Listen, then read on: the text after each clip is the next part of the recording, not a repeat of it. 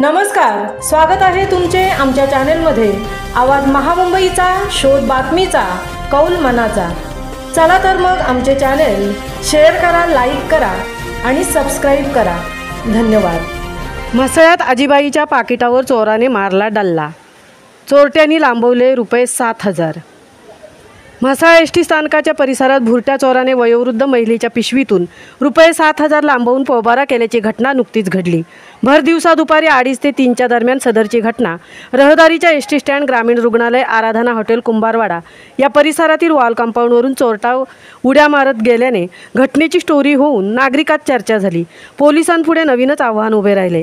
Mhasala police ठाण्यात चंदनवाडी येथील महिला रुक्मिणी रामजी धुमाळ वय वर्ष 60 यांची फिर्याद घेऊन गुन्हा रजिस्टर नंबर 36/2025 भारतीय न्याय संहिता कलम 303(2) यानुसार गुन्ह्याची नोंद करण्यात आली।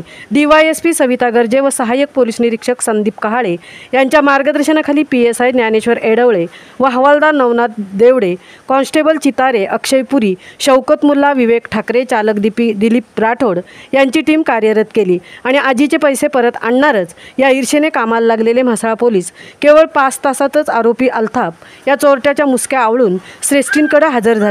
गावभर सुरू झालेली चोरट्यांची चर्चा अखेर थांबली। म्हसळाकरांनी सहाय्यक पोलीस निरीक्षक संदीप कहाळे, PSI ज्ञानेश्वर एडवळे आणि टीमच्या कौतुकाने झाली।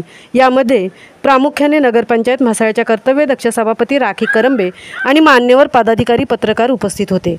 आवाज महामुंबईचा चॅनेलसाठी संजय खांबेटेंसह तृप्ती भोईर, म्हसळा। गाड़ी